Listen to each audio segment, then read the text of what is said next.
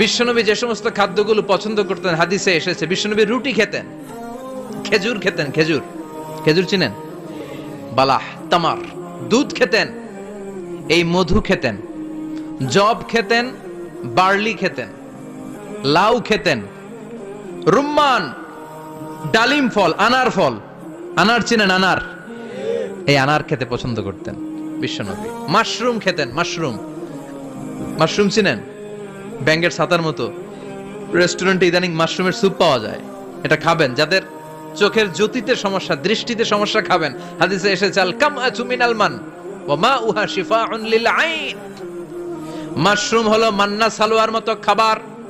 মাশরুমের soup যারা খাবে, চোখের জ্যোতি যাদের কম, তাদের চোখের জ্যোতি বাড়িয়ে দিবে কে?